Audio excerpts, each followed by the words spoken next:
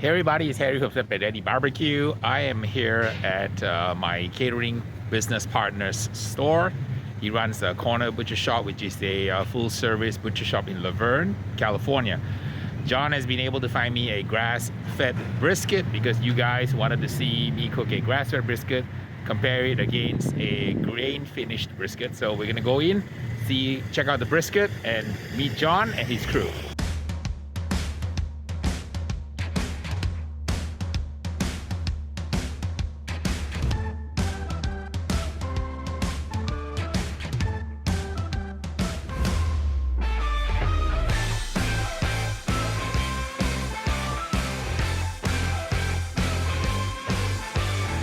So John runs a full-service butcher shop. A lot of wonderful food here. We've been game busters busy on all the raw meat because I was there for a week and a half, the only guy with meat in town. What was the popular meat everybody wanted to buy from you? Ground beef and chicken breast. Ground beef and chicken. So if you guys look up in the menu, John cooks a lot of great competition-style barbecue here. He's my catering partner also. He does all the catering gigs. So Harry called and he wanted some grass-fed, grass-finished brisket because he's going to do a side-by-side smoke test. USDA choice out of a company called Strauss, which is based in Wisconsin. Okay. 100% grass-fed. It's all pasture-raised. It's never brought into a feedlot.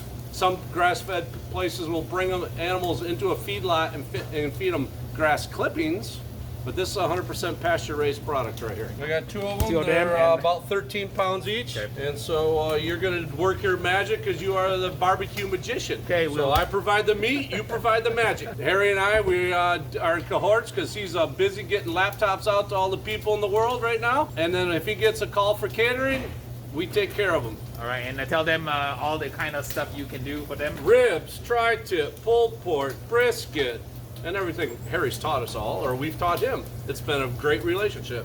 We can do burgers, we can do sliders, we can do our own sausages, we make our own sausages in-house. We can do all the sides, we can do on-site barbecue, we can do drop-off barbecue, we can provide servers, we can provide your mama serving, however you want to do it.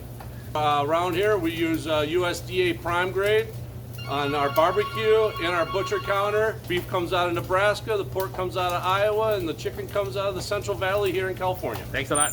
Okay, here we go. So John also does frozen meats with Will, and you can get cool stuff here, like veal chops, veal cutlets.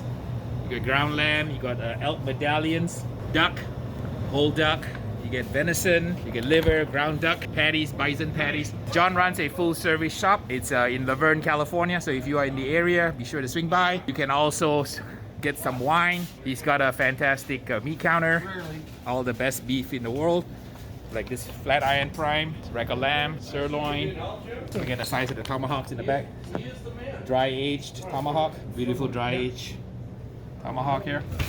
Meat that is already pre-marinated, lots of prime T-bones, porterhouse, and the famous picanha, which you saw me cook in one of my videos. It's a kind of a Brazilian barbecue, New York strip, beautiful ribeyes. I'm going to show you guys now how we trim this grass-fed, grass-finished brisket, courtesy of my catering partner, John Fueling, from the corner butcher shop in Laverne. I'm gonna show you guys how to trim it, and I know that you guys have seen my 40 other how to trim brisket videos, but for the sake of folks who are joining me for the first time on my channel, I'll kind of go through the basics of how to trim. If you're not interested in learning how to trim because you watched me do it so many times already, just go ahead and fast forward to the part when I start cooking it. Let's trim up the grass-fed brisket. This is a grass-fed, grass-finished. This is going to be my first brisket that I'm going to cook in America that actually is grass finished. Almost all the briskets I've cooked so far are grass fed but grain finished. Like most beef in America, it's not easy to find a grass fed, grass finished brisket in America, but I'm glad that my buddy John, my catering partner, was able to find one so that I can cook on it. This is the purge, so as I told you many times, you never wash your meat. You always want to discard this very carefully in the trash. Towel dry your brisket here. So paper towels, and you can see the smoke fire is going on in the background, getting it warmed up.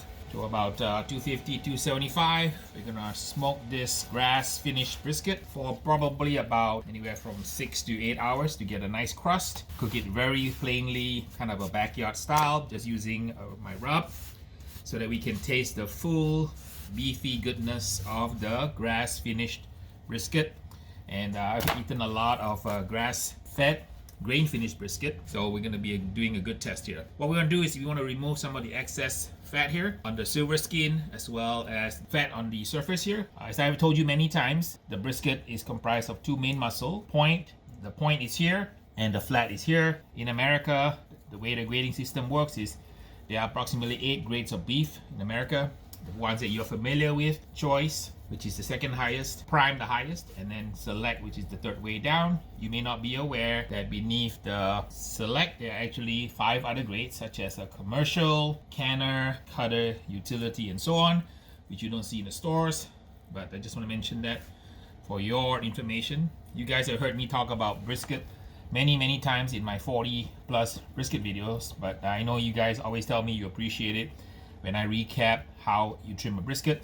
You notice I'm putting my hand underneath the brisket here so that I can bow the brisket a little bit, so I can get most of the fascia, silver skin, and the fat off the top, so that when I apply the rub will be able to adhere to the protein. Once the rub adheres to the protein, you apply heat and moisture, you will get something called the Maillard reaction, which allows you to crust up your brisket, and that's a secret of good flavor. If you use the best rub in the world, you use the best brisket in the world, but if you do not know how to get the brisket to be fused with the seasoning, create the crust from the Maillard reaction, you're not going to get any good end result. So I'm going to do a very plain trim, and again I want to point out that there's always a little bit of discoloration on brisket. I hope the light, you can see in the light here, and this is caused by the hot wash, which oxidizes the meat when the carcass is fabricated at the processing plant. Trim it off. So this is a choice grass finished brisket. About the other times I've had grass finished brisket was in New Zealand when I did a class for the Adam Plews, and also in Sydney and in Perth. The rest of the time, most of the world, we, at least in America anyway, we cook a lot of grass fed grain finished brisket.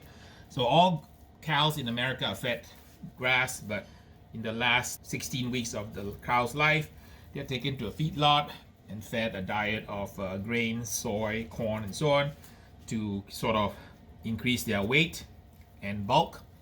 Also to convert the meat into something, into a flavor that Americans like, which is sort of grain finished beef. You can tell that this is a kind of a grass finished by the color of the fat, which is slightly yellow.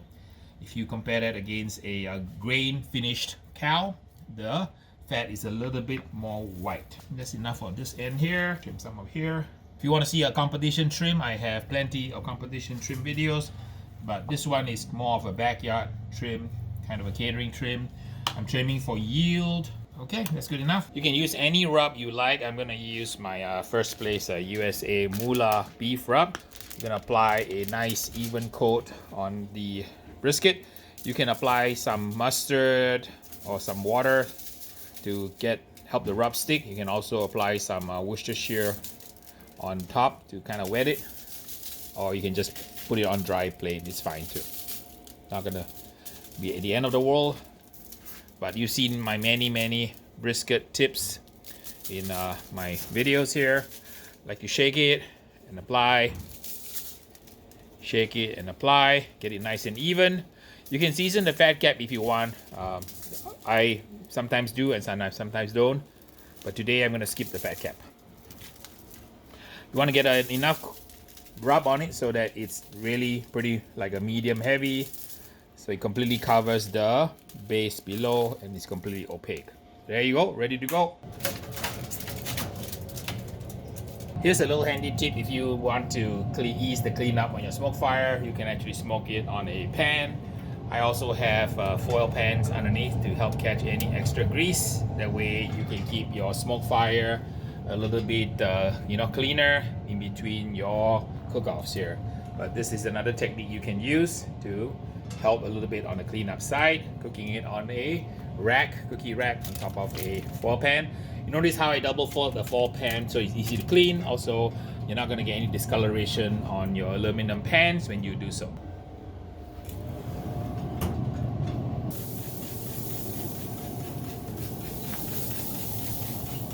We're gonna wrap in butcher paper today, and I'm going to make sure that my paper is about 3 times the length of my brisket. So about 3.5 times length. You put it about half length here.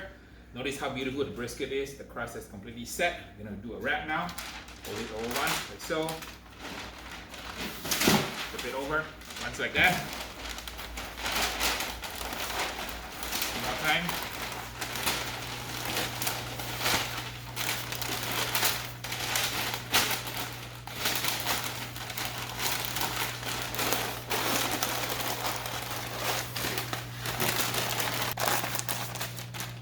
Go, and you can put this back in the pit at 275, or to save fuel and save money, I like to put it in the oven because BTU is BTU is BTU. Okay, good, excellent. All right, let's give it a taste test here. Slice from this end. All right, beautiful bark. Right, looks like it's burnt, but it's not. Nice smoke ring on it, and this is the flat and the point muscle, pretty tender. You can see here with the drape test, do a little pull test here, super duper tender. Good brisket, definitely a different flavor than a normal grass fed grain finished brisket. With the point here, just this piece here, super delicious. All right, so you're wondering, so what's the difference between the two? Normal Angus grass fed grain finished versus a completely 100% grass fed brisket is the flavor and texture is a little bit different. The texture is about the same, but the flavor is different. It's got a, how would I characterize it? A sort of a kind of a beefier taste to it, where it's not the beef flavor and beef aroma. It's actually stronger than if you had a grain finished brisket. I can see why Americans like the milder version. This is kind of like a little bit stronger beef flavor. I personally like it. Wow, look at the amount of juices here. It's dripping. Very, very soft. I think that this is definitely a great natural tasting beef flavor. And I've tasted this only in New Zealand and in Australia when I was teaching classes, and we cooked the grass-fed, grass-finished beef. In America, this is hard to find. I'm glad that John Fielding, my business partner, was able to get me one of these to try. Overall, it's a pass. I think it's really good if you enjoy a natural beef flavor, a little bit kind of slightly gamey, kind of like how a cow should taste like. You know, this reminds me of beef that I may have tasted like, maybe 30, 40 years ago when grain finishing wasn't so prevalent or not finished for such a long time, for 16 weeks or 4 months. And perhaps it was fattened towards the end, but not so much that the flavor has been sort of diluted. Kind of like, this is not bland at all. This is really good beefy flavor. If you like a grass-fed flavor, I highly recommend you cook a grass-fed brisket. If you don't like the kind of grassy, beefy, natural, strong, gamey flavors, you're best off buying the regular Angus, which is grain finished. So I really had fun cooking this episode, and I had a chance to try American version of the grass-fed, grass-finished brisket, and it took a long time. This took a long time to get tender, but the crust, you can see, is absolutely gorgeous. It's a beautiful hunk of meat, make really good eating, and the point muscle here is super juicy and soft and moist. You can see that here. That's absolutely gorgeous brisket. So please give it a go if you'd like to try it yourself. Thanks again for stopping by to watch my grass-fed, grass-finished brisket episode. I hope you enjoyed it. Please be safe, stay home and stay alive, and cook barbecue.